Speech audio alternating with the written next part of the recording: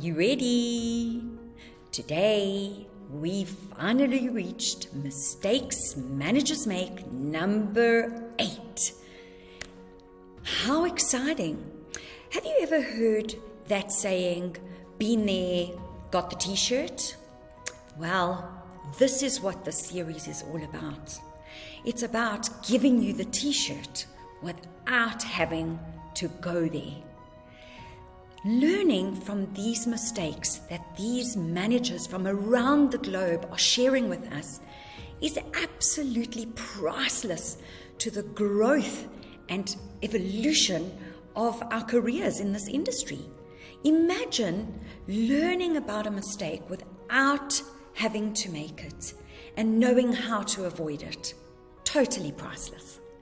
So today we are headed off all the way to Australia, and we are going to chat to somebody who has had over 25 years experience in our industry. She's also had experience in all aspects of the industry and not just from a spa management point of view. She's been a spa owner, in education, in sales, and really has a very holistic view of our industry. So let's head off and chat to Lucille. Okay, everybody, so we've headed off to Australia this time around. We're making our rounds around the world, and we're very, very lucky to be able to talk to somebody that I've actually known for a very, very long time. She is an ex-South African, so close to my heart. So Lucille, please tell everybody, let's start off by telling everybody a little bit about yourself and your career path. Sure, Marisa. Thanks so much for having me. It's a huge honor to be here. Marisa was actually quite the inspiration to me at the start of my career, and many of her trainings and things have inspired me along the way, and she always brings that special sprinkle of inspiration. So thanks so much for having me here. It's a huge honor. Yes, the beauty industry has been such a huge part of my life for the last 24 years. I've probably dabbled in every avenue of our wonderful industry. So everything from starting out as a trainee therapist to becoming a spa manager, to being involved in wonderful business projects, both in the for-profit and non-profit sector. So I've done quite a lot of things in the industry, specialized as an international trainer for a while, focused on spa technology and all kinds of advanced treatments. And I really have a passion because every time, and this is quite normal during the trajectory of one's career, I know I'm going slightly off topic, but every time I sort of go, well, maybe I should be doing something else. There's just something that pulls me back to this wonderful industry. And I think it is just such a part of who I am. So it's also a huge privilege to be able to contribute a nugget of knowledge, something that I've learned along the way. At the moment, I'm studying an MBA. I am working online doing project management because business is one of my other passions. And I'm very grateful also, for the support that I've had from clients for that. And then I have a 1-year-old. I'm a mum, so I think that's a whole job description on its own, as many will know. Totally. And so that's really where I'm at the moment, and happy to give something back to the industry and hopefully, prevent my colleagues from treading in the same snares that I may have. And Brilliant. Okay, so I think coming from you sharing a mistake that you've made is very powerful because of what you said, that you've dabbled in all areas of the industry. So you've really had experience being your own salon owner for many years, training, sales, you name it, spa management. So I really think that you can give some very valuable nuggets. So I'm going to ask you a bit of a difficult question, because when I ask the question, everybody says, well, I've made a lot of mistakes. Absolutely. And I'm sure you agree. So I'm going to ask you a difficult question. I'm going to ask you to think about what has been your biggest mistake or your biggest lesson that you learned throughout your entire career that you can share with us. Marisa, I would have to say it is underestimating the value of being able to identify what motivates individuals and teams. And if I could wave a magic wand and go back 20 years, let's give me 4 years for experience and then say the next 20 years, I wish at that point that I had learned how important it is to understand the core motivating factors of individuals who make up your team. And in fact, to me, it doesn't only extend to to teams and your immediate inner circle. It's also your suppliers and your other stakeholders who are involved in your various projects. So to have an understanding of what it is, what is their why? I always say, and this is something that's developed inside of me, that says, if you find your why, you find your way. And if you know why you're getting up in the morning, if you know why you are going to your job or managing your team or pursuing a specific goal, that motivation is so intrinsic, it drives you to be successful in that particular role. So of course you get other external, motivators as well. So if you look at the Spa Consultants, for example, that's a beautiful example of a brand that's out there, it's shining, and she hasn't paid me to say this, by the way. It's a brand that people are drawn to. You want to be part of it because it's successful. So that's an example of an extrinsic motivator, excuse me. So an extrinsic motivator draws you to that thing automatically. You don't have to do anything to encourage that. But it's a different kettle of fish when you are a visionary and you have a particular vision for your business and you've got to take an entire team to go from here to there. At which point, do you lose their interest? There's this thing at the moment called it's silent resignation, where people stop performing or underperform and, they sort of fizzle away. You're still paying their wage, but you're not really sure why. And there's a reason for that. They've lost their motivation. So at that point, most relationships start crumbling, projects start crumbling. People become disgruntled with each other. There's this whole blame shifting that happens. Oh, but you should have this and you said that and all of that. If you scratch all of that aside, we're all the same on the inside. We need to feel recognized. We need to feel a sense of relatedness. And being in the spa sector or the service sector for so long has ingrained in me how important it is to recognize that in individuals and teams. So I'd love to share a brief slide, which will basically summarize some of the key concepts that motivational psychologists have identified that we can actually work through with our teams.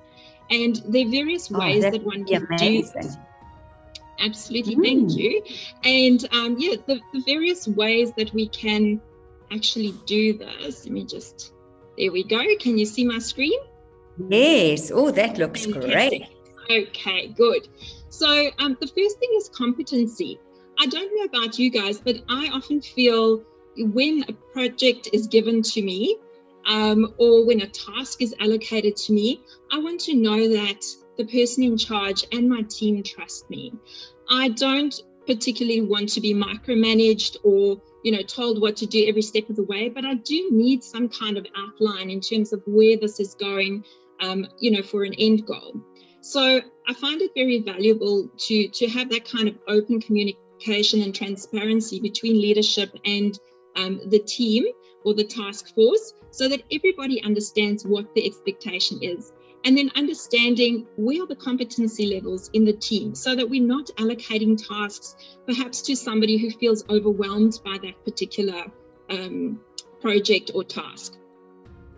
And then also the autonomy. So somebody like a D-type personality, your go-getter type personality who really wants to be given the broad strokes and, just run with the task. If you micromanage that particular type of personality, then they tend to shrivel up and withdraw because they start self-doubting. So I've also found that understanding the personality archetypes is very useful in combining with the key motivators that these psychologists have identified. And often formulating just a company quiz, whether it's an anonymous company quiz or some kind of tool that you can use in your workforce to identify on an individual level, perhaps using a linear scale. That's just an example. There's many ways you can do it to identify how important is competency to you, Marisa? Like, do you want to be, project manager and run with it? Or do you prefer a team leader to supervise you and give you feedback as you go along? So there's these different ways that people like to feel fulfilled in their roles, and we lose sight of that. So relatedness we spoke about earlier on, where most people actually want that connection and relationship. I have worked in projects before where the director or the CEO is completely uninvolved and disengaged, and that's okay. There's no right or wrong way to do it. She doesn't necessarily need to have that, one-on-one relationship with each team member to get the outcome. They all still love her. Then I've worked with another director who was the complete opposite. She was so nurturing, and I've just happened to work for female bosses all my life, but she was so nurturing and just this generous, giving, beautiful human being, and everybody loves her for that. There's no right or wrong way. It's not that, the leadership style is faulty in any capacity. It comes down to your team. So if there are members in that team, for example, let's take team one where the director didn't necessarily need that relatedness between herself and the team. And I'm not saying be buddy with the boss, because that has its own complications as well. But if there's team members there that feel that they need a little bit of recognition at least, then they will start shriveling and not performing in the workplace. Whereas if you have somebody who's very nurturing, and sometimes you can over-nurture as well, then you could end up with someone feeling entitled, like, I'm buddies with my boss, so maybe I can shift the goalpost a little bit over here.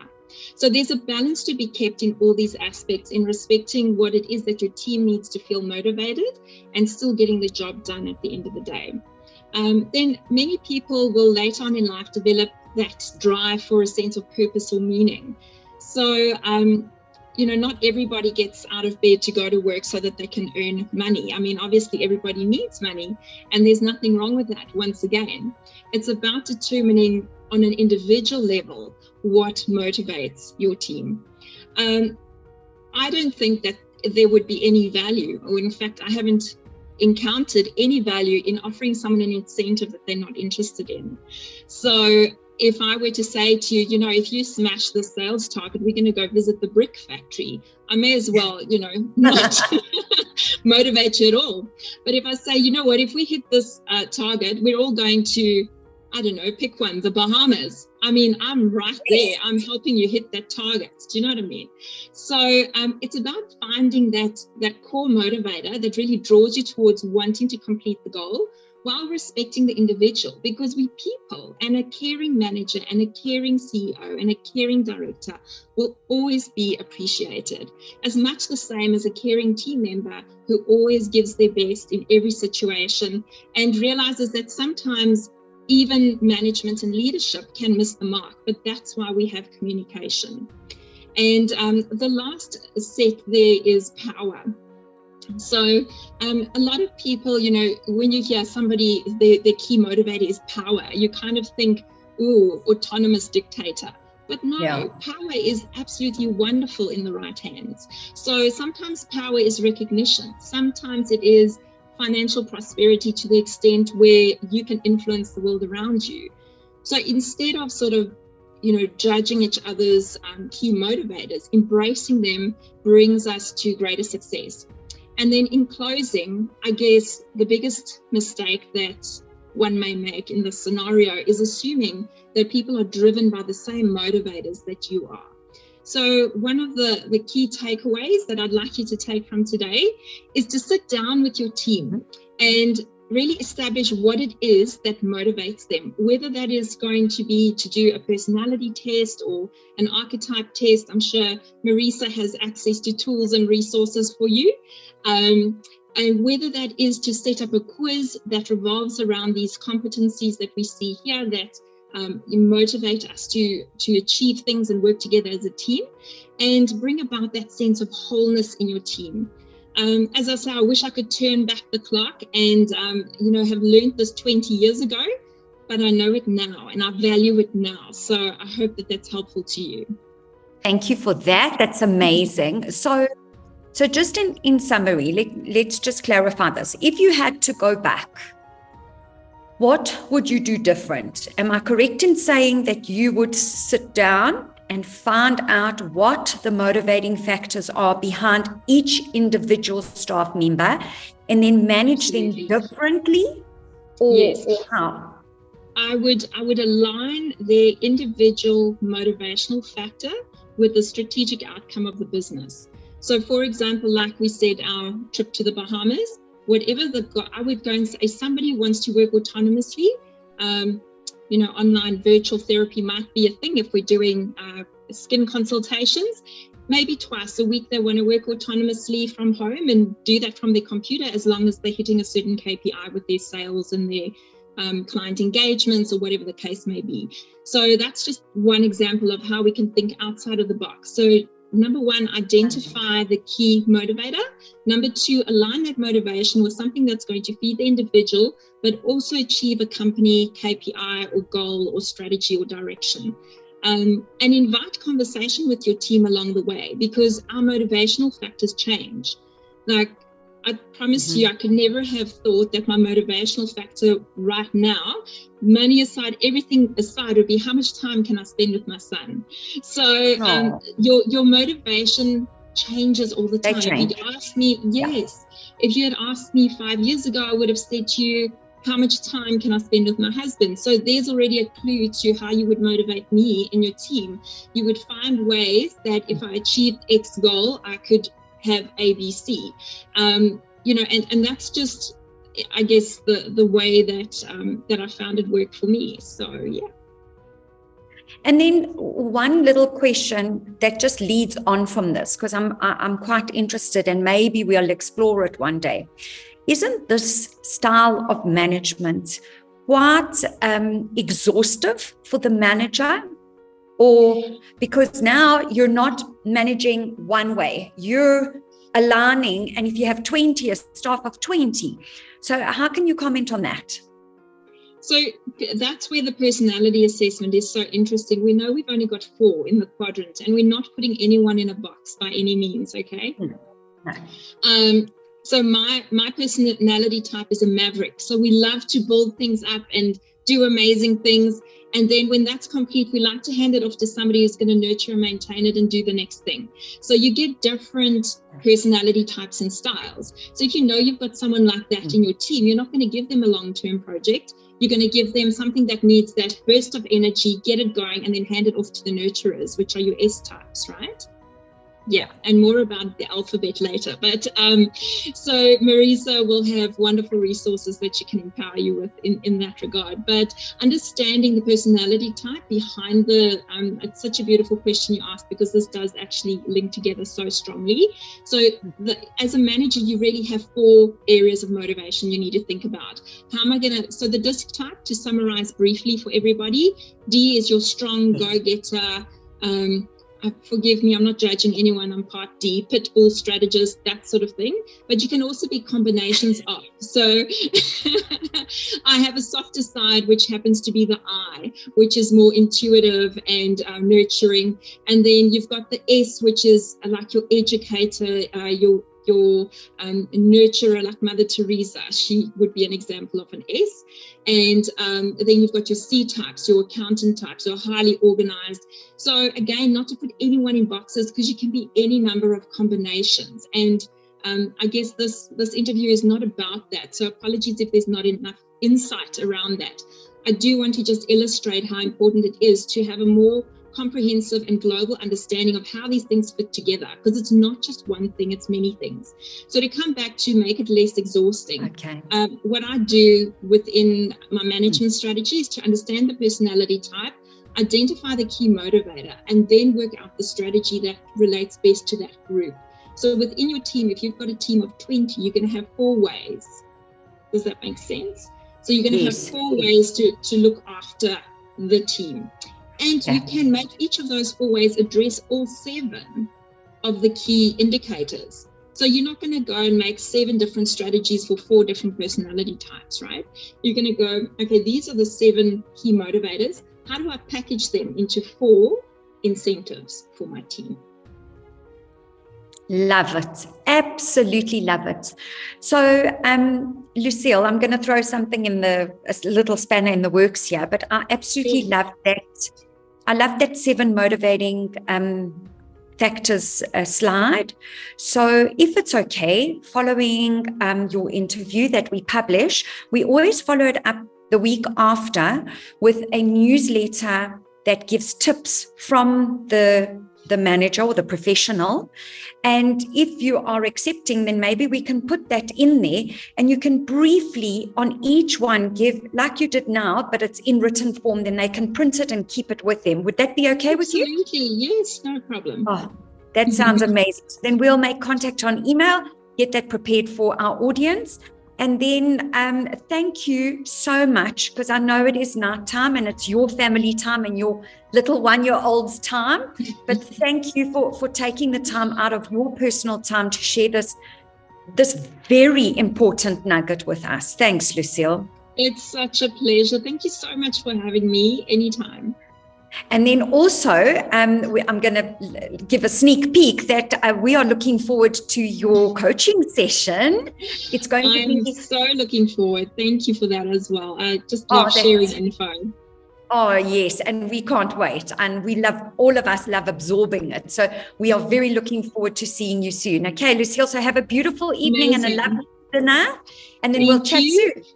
Amazing. Bye, everyone.